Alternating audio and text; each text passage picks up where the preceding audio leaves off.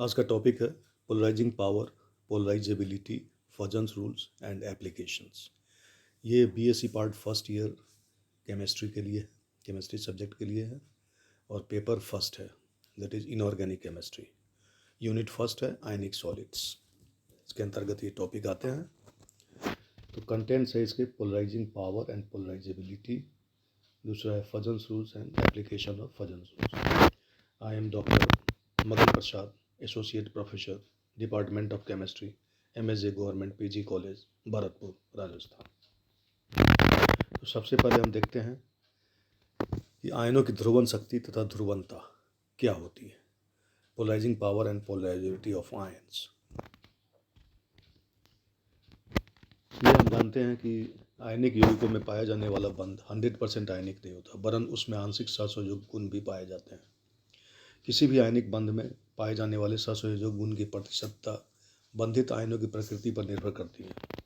जब एक धनायन तथा ऋणायन एक दूसरे के समीप आते हैं तो प्रत्येक आयन का नाभिक दूसरे आयन के इलेक्ट्रॉनों को आकर्षित करता है। साथ ही इन आयनों के नाभिक एक दूसरे को प्रतिकर्षित करते हैं। अब इसी से है कि जब एक छोटा धनायन बड़े ऋणायन के संपर्क में आता है तो ऋणायन के इलेक्ट्रॉन धनायन के छोटे आकार के कारण उसके नाभिक की ओर आकर्षित होने लगते हैं। फलतः ऋणायन गोलाकार न रहकर विकृत हो जाता है, जिसको कि हम नीचे चित्र में देख सकते हैं। बिना ध्रुवन के जो धनायन है उसका ये गोला एक जैसे रहता है, मतलब छोटा है और बड़ा साइज है। लेकिन धनायन द्वारा ऋणायन का जब ध्रुवन होता है तो ऋणायन का गोला जो है सो विकृत हो जाता है।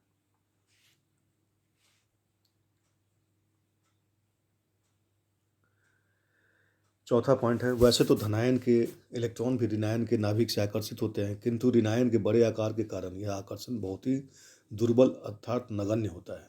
इस प्रकार धनायन द्वारा ऋणायन के इलेक्ट्रॉन तथा ऋणायन अभ्र को ध्रुवित कर सकने की सामर्थ्य को धनायन की ध्रुवन शक्ति कहते हैं।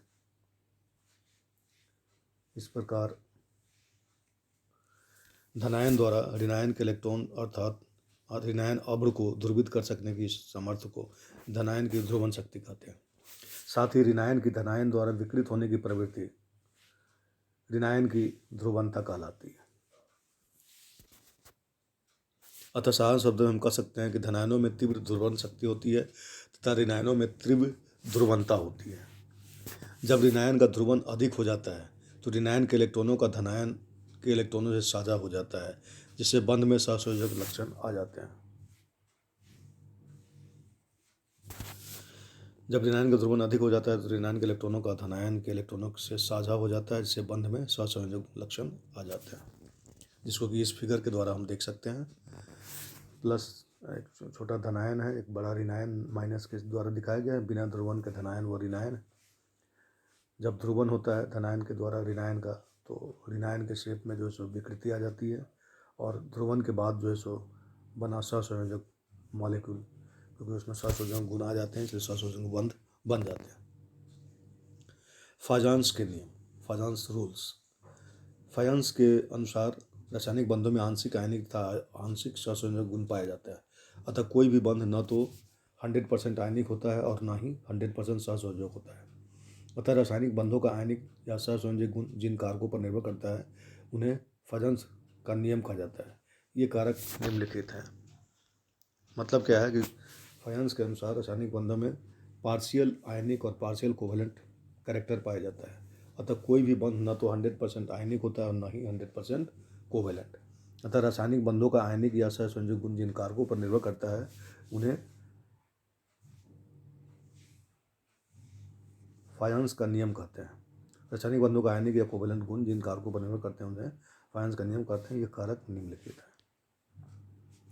धनायन का आकार कहता है कि साइज ऑफ कटायन, धनायन जितना छोटा होगा उसका नाभिक उतनी ही प्रबलता से ऋणायन का ध्रुवन कर सकेगा, जिससे उसकी ध्रुवन शक्ति भी उतनी ही अधिक होगी और यौगिकों में उतना ही अधिक सहसंयोजक गुण होगा। उदाहरण, क्षारीय मृदा हैलाइडों के आयनिक त्रिज्या घटने के साथ गलनांकों के मान में भी कमी आती है।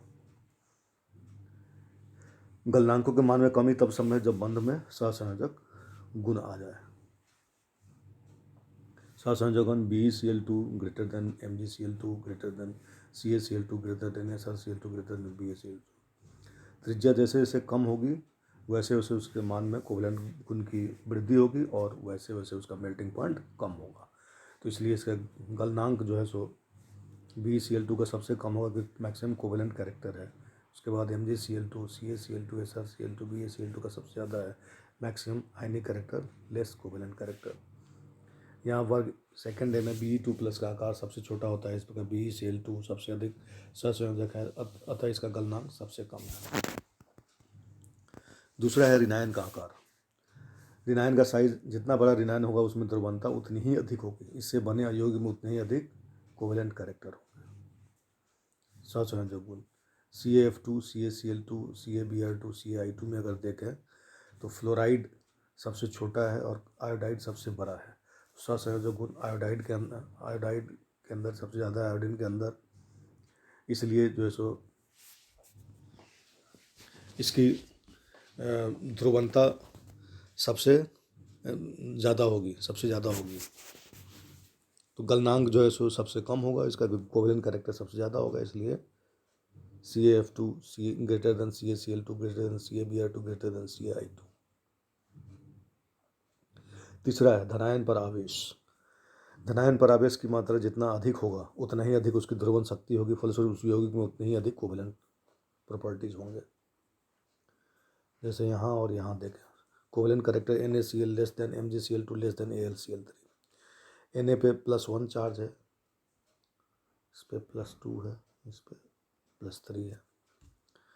तो NaCl सबसे ज़्यादा जो है सो आयनिक कैरेक्टर होगा, इसलिए मेल्टिंग पॉइंट सबसे ज़्यादा होगा। MgCl2 में +2 चार्ज है, इसलिए आयनिक कैरेक्टर थोड़ा कम होगा और ध्रुवण शक्ति उसकी ज़्यादा है, इसलिए कोवलेंट कैरेक्टर होगा, इसलिए मेल्टिंग पॉइंट थोड़ा कम होगा। AlCl3 में +3 चार्ज है, इसलिए ध्रुवण शक्ति उसकी और ज़्यादा हो जाएगी, इसलिए कोवलेंट कैरेक्टर और ज़्यादा हो जाएगा, इसलिए मेल्टिंग पॉइंट कम हो जाएगी। ऋणायन पर आवेश। ऋणायन पर अधिक आवेश होगा तो अधिक इलेक्ट्रॉन के कारण वो उतनी शीघ्रता से ध्रुवित होगा, जिससे उस यौगिक में उतना ही अधिक सहसंयोजक गुण होगा। HClO4 -1 -2 -3। तो ऋणायन पर चार्ज बढ़ता जा रहा है, इसलिए ध्रुवणता इसकी बढ़ती जा रही है, इसलिए अम्लीय प्रबलता जो है सो कम होती जाएगी, कोवलेंट कैरेक्टर ज़्यादा होगा, इसलिए H+ आयन वो रिलीज नहीं करेगा ज़्यादा जो है सो, इसलिए HClO4 सबसे स्ट्रॉन्गर एसिड है, H3PO4 सबसे वीकर एसिड है, कमज़ोर एसिड है। ClO4 -SO4 -2PO4 -3 में क्रमशः ऋणावेश बढ़ता जा रहा है, जिससे सहसंयोजक गुणों में वृद्धि होती है और इन अम्लों की H+ त्यागने की क्षमता कम हो जाती है। यही कारण है कि सबसे अधिक आयनिक गुण HClO4 में आता है, एक प्रबल अम्ल है। धनायन के इलेक्ट्रॉनिक विन्यास।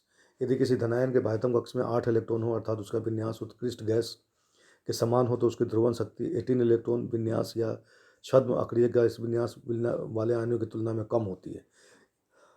यही कारण है कि 8 इलेक्ट्रॉन विन्यास वाले Na+, K+, Rb+ आदि की तुलना में 18 इलेक्ट्रॉन व्यवस्था वाले Cu+, Ag+, Au+ की ध्रुवण शक्ति अधिक होती है। यद्यपि दोनों पर आवेश समान है, आकार भी समान हो सकते हैं, लेकिन NaCl आयनिक होता है जबकि CuCl कोवलेंट होता है। यही कारण है कि AuCl, AgCl, CuCl और AgCl2 जल में कम विलेय है।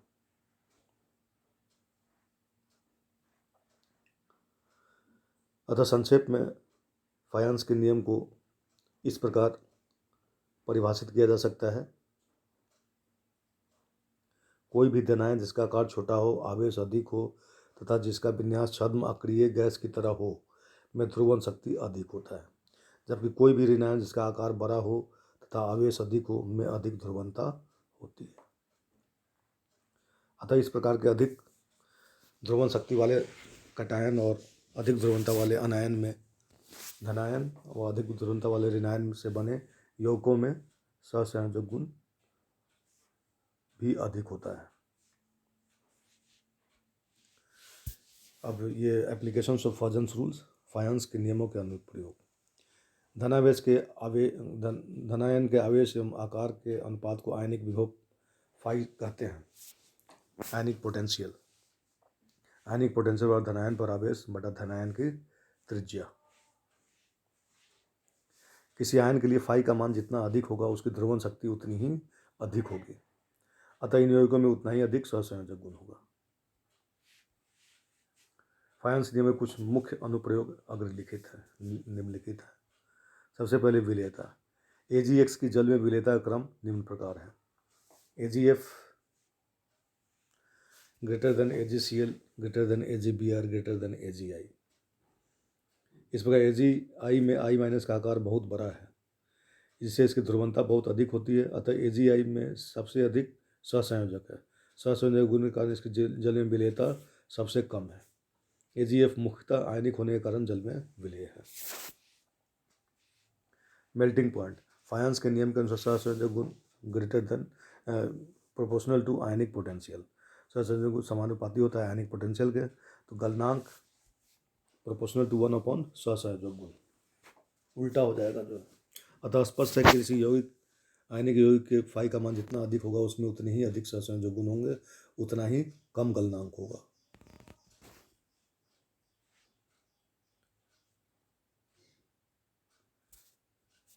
विकर्णी संबंध।